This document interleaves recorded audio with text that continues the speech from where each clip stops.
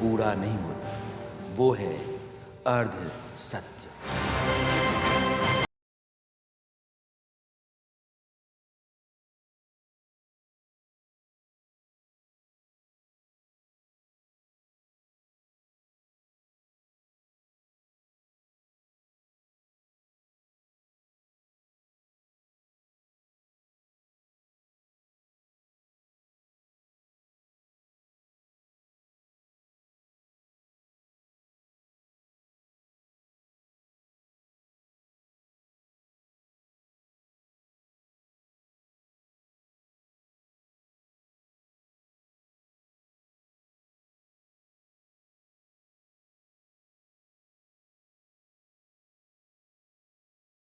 और आप देख रहे हैं अर्ध सत्य।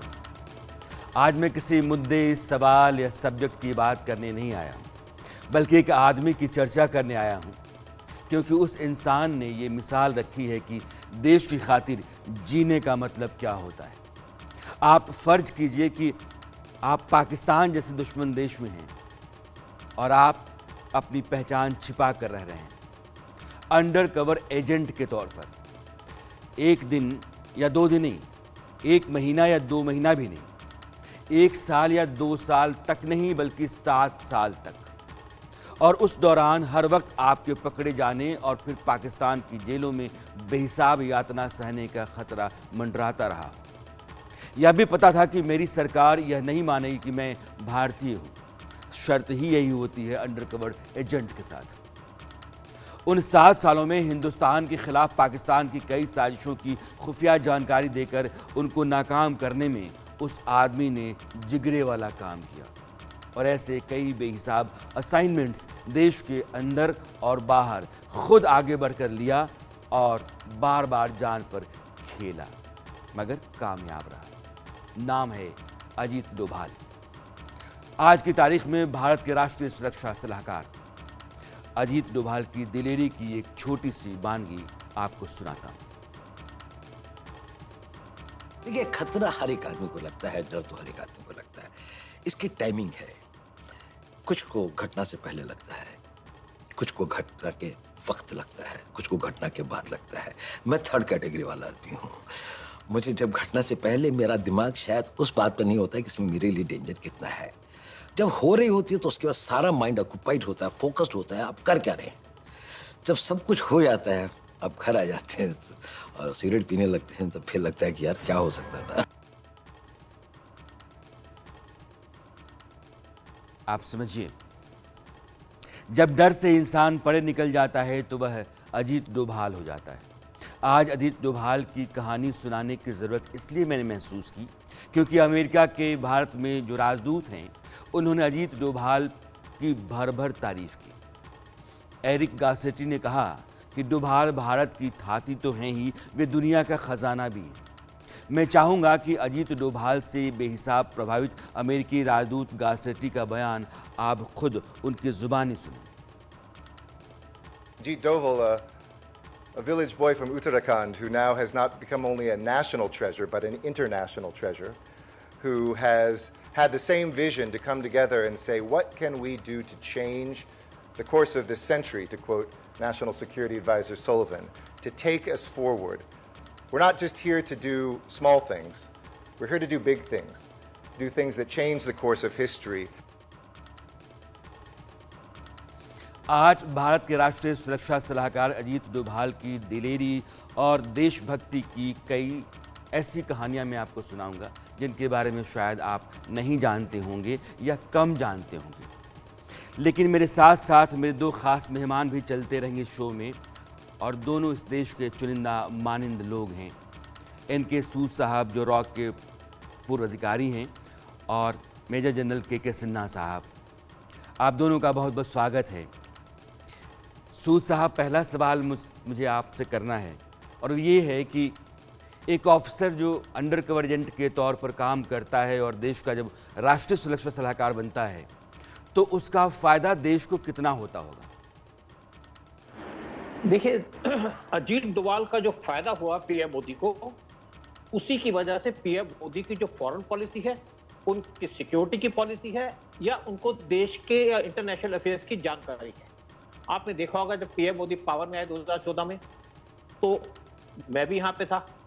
तो मैंने कहा अच्छे प्राइम मिनिस्टर हैं, सारा कुछ है, लेकिन मुझे ये नहीं पता था कि पीएम मोदी अपने फॉरेन अफेयर्स में किस तरीके से सक्सेसफुल होंगे। पहले टेन्योर के अंदर पीएम मोदी ने 100 के करीब फॉरेन विजिट्स की। लोग कहते थे पीएम मोदी घूम रहे हैं, फलाना कर रहे हैं, लेकिन जो उनकी एक एक विजिट थी वो बड़ी कॉन्फिडेंस से थी और एक पर्पसफुल थी।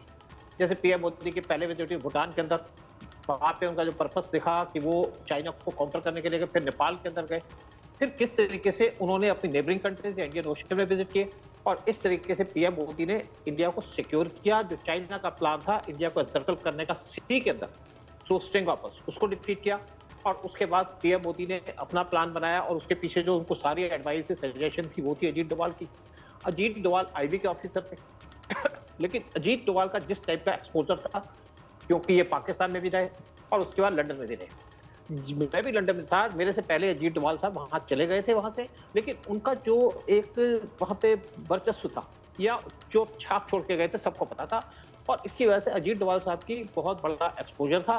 यानी कि एक तो फॉरेन अफेयर्स का, एक जो रॉ की डीलिंग्स होती है उसके हिसाब से, और उसका फायदा उठा करके पीएम मोदी ने, प्राइम मिनिस्टर पीएम मोदी को अजीत डोभाल ने पूरे तरीके से सपोर्ट किया, सजेशन दी, और जिस तरीके से पीएम मोदी ने डिफीट किया पाकिस्तान को, करप्ट कर जी, दिया। मैं आऊंगा और उस पे भी चाइना को- उस पे भी आना है सूद साहब। जी। लेकिन एक जी। बात जो सूद साहब कह रहे हैं कि अजीत डोभाल जैसे काबिल, दिलेर और अनुभवी ऑफिसर जब देश चलाने की व्यवस्था का हिस्सा बन जाते हैं, सरकार के सलाहकार बनते हैं, प्रधानमंत्री खास करके राष्ट्रीय सुरक्षा सलाहकार, तो उसका फ़ायदा बहुत होता है देश की इमेज बिल्डिंग में भी और कई नाजुक मौक़ों पर कामयाब ऑपरेशन करने में भी। मैं सिन्हा साहब के पास आऊँ उससे पहले एक बात आपको बताना चाहता हूँ कि आपको बहुत कामयाब लोग मिलेंगे, ज़ीरो से हीरो बनने का कमाल करने वाले लोग भी मिलेंगे, देश के लिए मर मिटने की कस्में खाने वाले लोग भी मिलेंगे, देश की तरक्की की खातिर जी जान से जुटे लोग मिलेंगे, समाज की सेवा में जीवन खपा देने वाले मिलेंगे, लेकिन बार बार जान जोखिम में डालकर देश के लिए जीने वाला बिरले मिलता है। अजीत डोभाल ऐसे ही बिरले सपूतों में आते हैं। एक आदमी उत्तराखंड में एक साधारण घर में पैदा हुआ, आईपीएस क्वालिफाई करके केरल कैडर का अधिकारी बना, फिर आईबी में आया, कई खतरनाक असाइनमेंट्स पूरे किए, फिर रॉ के ज़रिए हिंदुस्तान के बाहर देश की उन्होंने कई महत्वपूर्ण सेवाएं दी। जब पाकिस्तान में वो काम कर रहे थे तो बोलने, चलने, खाने, पीने और रहने सहने में कितना पाकिस्तानी सा होना पड़ता होगा, इसका अंदाज़ा आप हम लगा सकते हैं, लेकिन मुश्किल है। 7 साल दुश्मन देश में लगातार असाइनमेंट पूरा करते रहना और सलामत रह जाना कितनी दिमागदारी और दिलेरी का काम है, आप समझ सकते हैं। अजीत डोभाल की कई कहानियां उनकी ही ज़ुबानी आपको सोशल मीडिया पर मिल जाएंगी। मसलन जब वे पाकिस्तान में थे तो एक बार कुछ ऐसा हुआ था कि उनकी जान सूख गई थी, लगा पहचाने गए, पकड़े गए, लेकिन वहाँ भी ज़िंदगी जीती। आप अजीत डोभाल को सुन लीजिए, फिर मैं सिन्हा साहब के पास आता हूँ सवाल लेकर के। लाहौर के अंदर में एक बड़ी भारी वो है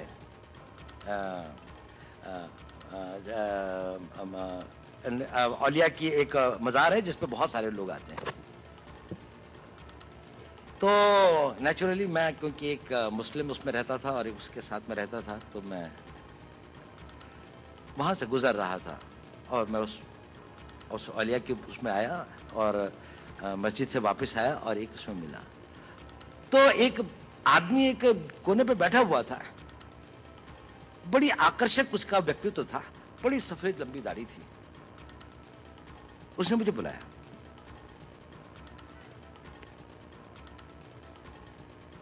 उसने कहा तुम हिंदू हो?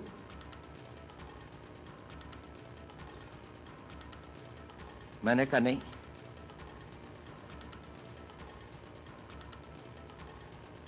कहता मेरे साथ आओ। मैं उसके साथ चला गया। वो मुझे 2-4 गलियां ले जाके छोटे से कमरे में ले गया। उसने दरवाजा बंद कर दिया।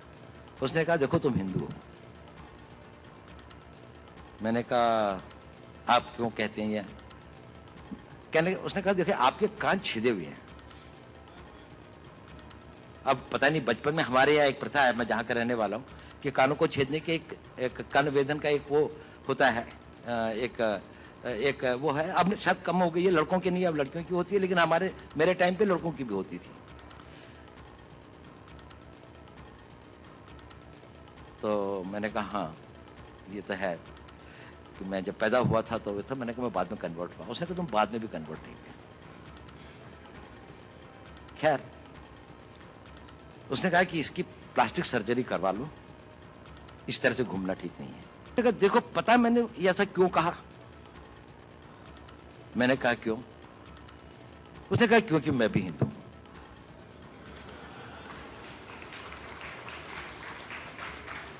और उसने कहा कि देखो मेरा सारा परिवार इन लोगों ने मार दिया था, मैं यहां पर किसी तरह से अपने दिन काट रहा हूं। मुझको बहुत खुशी होती है जब आप लोगों को देखता हूं।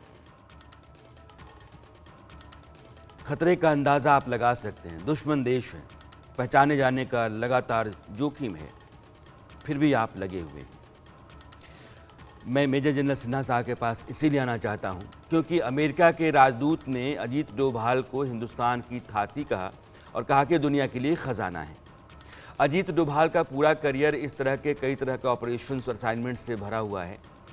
सिन्हा साहब, इस तरह के ऑफिसर्स, अगर कोई अमेरिकी राजदूत कहता है कि वो भारत के लिए थाती हैं, दुनिया के लिए ख़जाना हैं, इसको कैसे डिफाइन करेंगे आप? राणा साहब जय हिंद। जय हिंद सर। जब आप अपने कुछ एक ऐसे रत्नों के बारे में किसी दूसरे देश के एक ऐसे जिम्मेवार आदमी से सुनते हैं, इस तरह की जो इनकी व्याख्या सुनते हैं, तो आपका केवल ऐसे नहीं कि पर्सनली आप फील करते हैं कि ये एक रत्न का उन्होंने उनको देखा, उसको सहारा, और वो कहते हैं कि केवल वे देश की नहीं पूरे इंटरनेशनल कम्युनिटी के अंदर में एक ट्रेजर हैं जिसको मैं रत्न कहता हूँ। और देखिए नेशनल सिक्योरिटी एडवाइज़र ऐसे रत्न को खोज निकालना और उनको अपने मुकुट के अंदर में जड़ना और मौका देना कि वो काम कर पाए, वो भी एक बहुत बड़ी चीज़ है। आज एनएसए जो काम कर रहे हैं पूरे, क्योंकि इसके लिए बहुत बड़ी स्ट्रैटेजिक थिंकिंग की ज़रूरत होती है। देखिए उन्होंने बहुत सारे कारनामे किए हैं, बहुत सारे उन्होंने अपनी जिम्मेवारियां निभाई हैं और अपने तरीके से हौसला, जज्बा, काम करने की एक सामर्थ्य, एक जुनून जिसमें आप अपने अपनी बलिदानी तक देना चाहते हैं।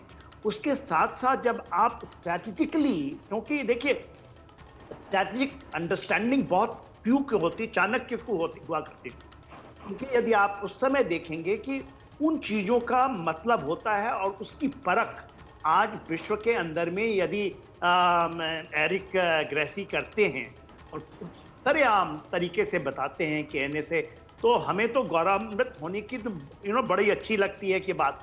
देखिए मैं डोभाल साहब से 2010 में मैं नेशनल डिफेंस कॉलेज कर रहा था दिल्ली में जी। तो उस समय मेरा पर्सनल उनके साथ क्योंकि वो एक हायर लेवल का चीज़ है जिसमें कि सब रॉ के भी लोग होते हैं, मिलिट्री के होते हैं, सिविलियंस आते हैं, तो वो हमारे पास बीच में बहुत बार आया करते थे और उस समय कोई उनके पास खास जिम्मेवारी नहीं थी।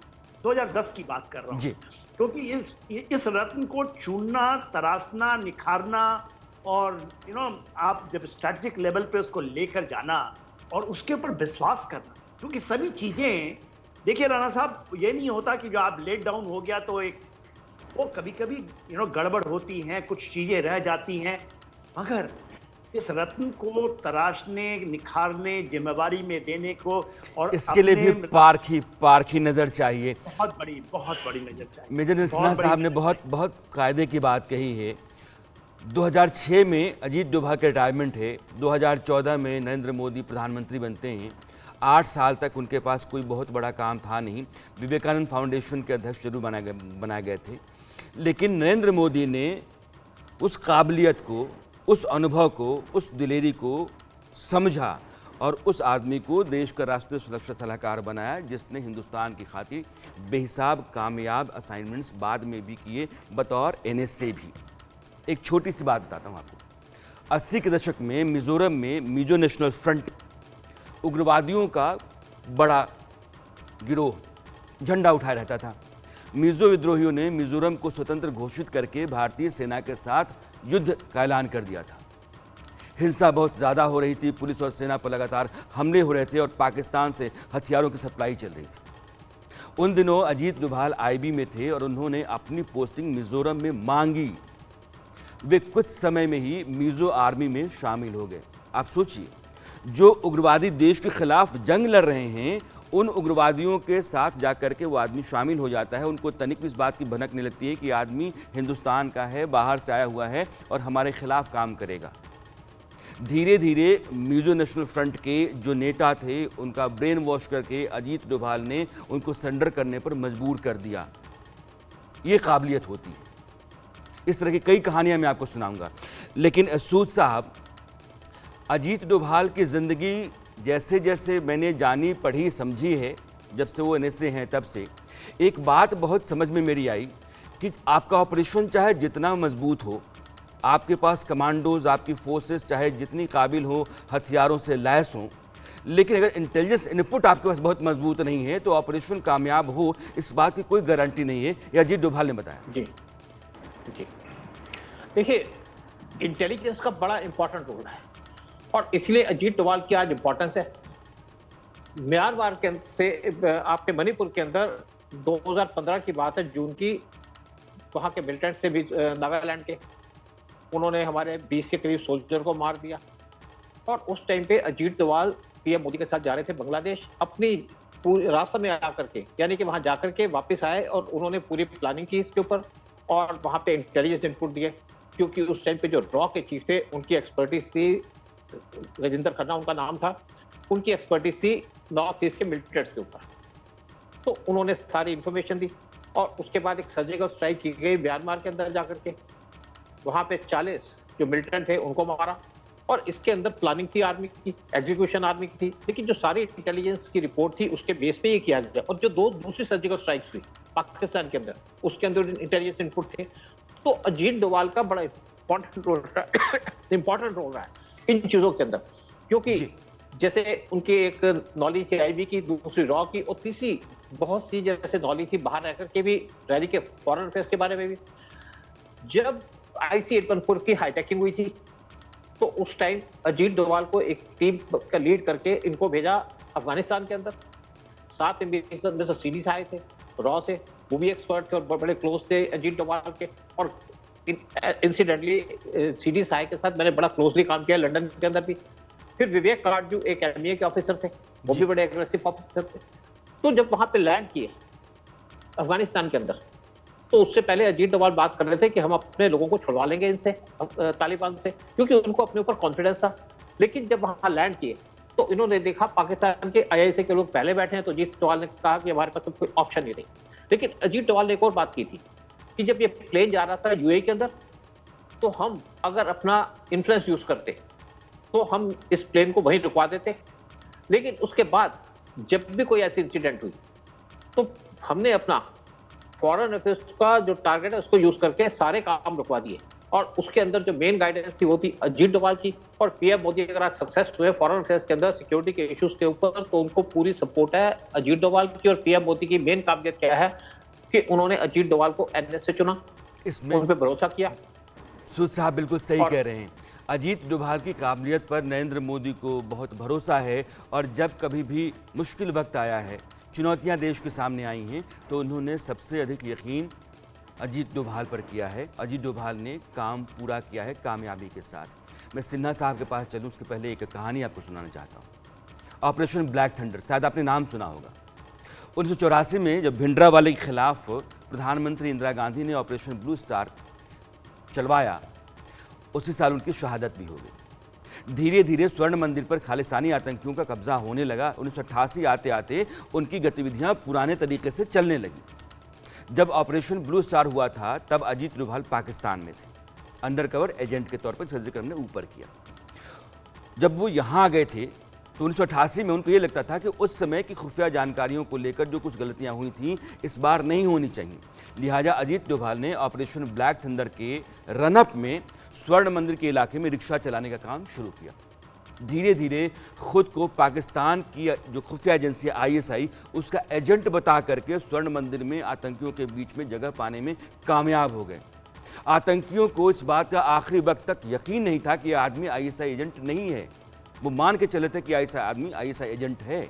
डोभाल का जो अनुभव पाकिस्तान में अंडर कवर एजेंट का था, वो ऑपरेशन ब्लैक थंडर में बहुत काम आया। स्वर्ण मंदिर के अंदर के से बेहिसाब सीक्रेट जानकारियां सेना सुरक्षा एजेंसियों को देने और पूरे ऑपरेशन को कामयाब करने में अजीत डोभाल की भूमिका जबरदस्त रही है। इसी के चलते उन्हें कीर्ति चक्र से भी सम्मानित किया गया।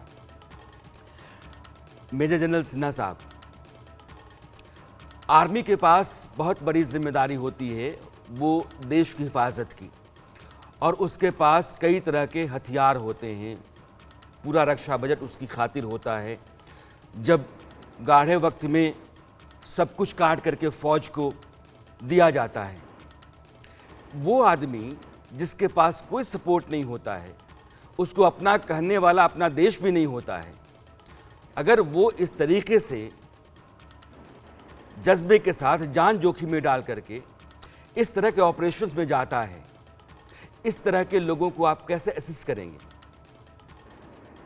देखिए राणा साहब, जिस चीज़ की आप सवाल पूछ रहे हैं और उसकी आप ये इंगित कर रहे हैं, एक इशारा दे रहे हैं, वो उस डोमेन में आता है कि जिस डोमेन को हम कहते हैं कि under cover operations, under cover जो लोग हैं जिस पे काम करते हैं, जिसमें आपने CIA का, KGB, मोसाद, रॉ या ISI, ये तो IB में भी रहे हैं। इसके अलावा बार बार ये काम करते रहे हैं जिस तरह से आपने पूरे के पूरे, और बहुत सारे हैं, ये एक नहीं है, बहुत सारे इस तरह की चीज़ें हैं।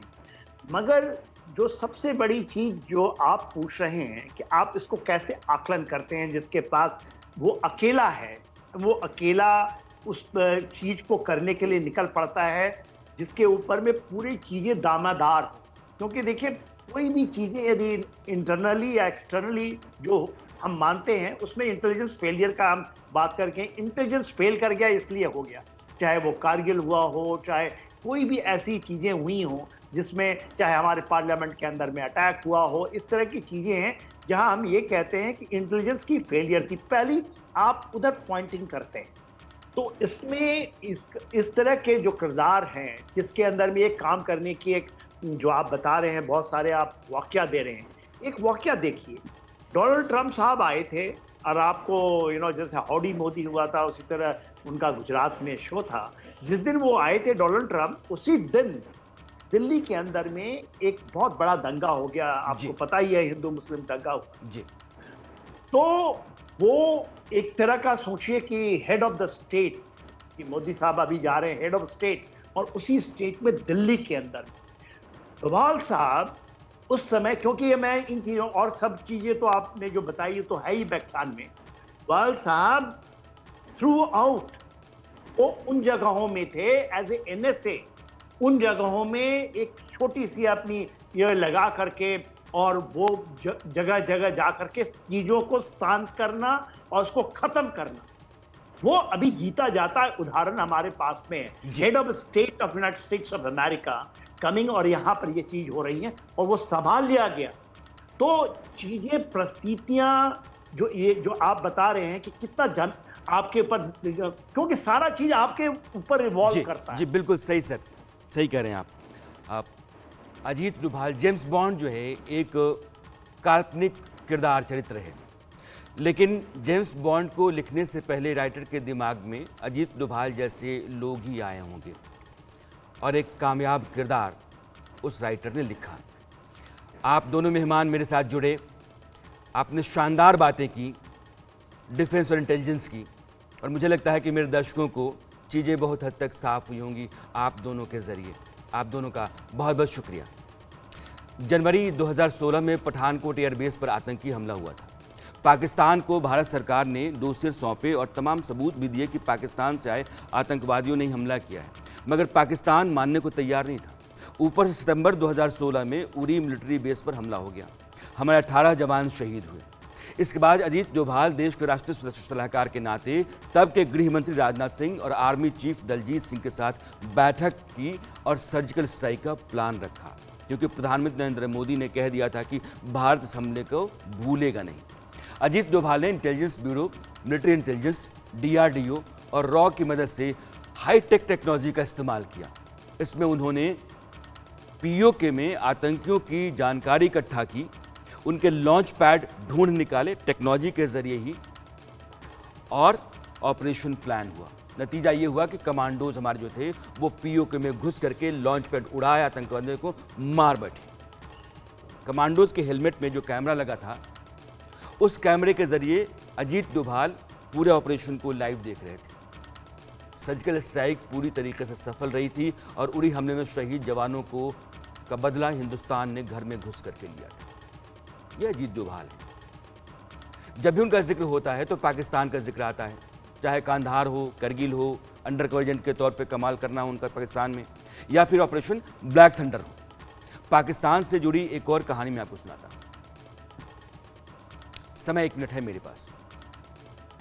बतौर अंडर कवर एजेंट डोभाल तब लाहौर में थे और एक रोज लोकल मार्केट में दरगाह पर कव्वाली सुनने गए थे। कहीं मैंने अजीत डोभाल के हवाले से ही पढ़ा है कि उस समय वे एक साधारण मुस्लिम नौजवान के हुलिये में गए हुए थे। कव्वाली सुनने के दौरान पाकिस्तानी खुफिया विभाग का एक अधिकारी उनके पास आया और धीरे से कान में कहा कि तुम्हारी जो नकली दाढ़ी है लटक रही है। डोभाल को लगा कि यह चूक मुझसे कैसे होगी। वो सदमे में आ गए, सख्ते में आ गए और वे वहां से तुरंत निकल गए। जोखिम 1999, आपको याद होगा, इंडियन एयरलाइंस का जो विमान था IC-814, उसका अपहरण हो गया था। आतंकी उसको अफगानिस्तान के कंधार ले गए थे। उस विमान पर 89 यात्री सवार थे और उनकी रिहाई के लिए आतंकवादियों ने 36 आतंकवादियों को छोड़ने और $20 करोड़ देने की मांग की थी। जो डेलीगेशन बनाया गया था उसमें अजीत डोभाल को भी शामिल किया गया था। वे बुरे से बुरे कंडीशन में भी दिमाग को शांत रखते हैं और अच्छी तरीके से सामने वाले पर अपना दबाव बनाना जानते हैं। डोभाल की डील के चलते ही आतंकवादियों ने, अपहरणकर्ताओं ने 3 आतंकवादियों को छोड़ने पर रजामंदी दी।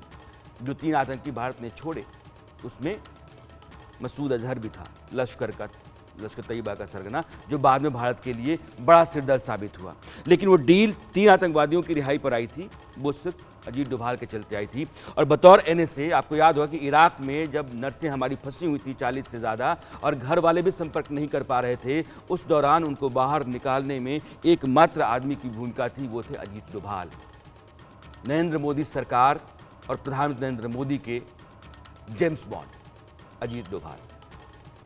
अरसत में आज इतना ही। कल मेरी मुलाकात आपसे फिर होगी। मुद्दा कोई दूसरा होगा, सवाल कोई नया होगा। तब तक के लिए नमस्कार। वो आधा हिस्सा जिसके बगैर सच पूरा नहीं होता, वो है अर्ध सत्य।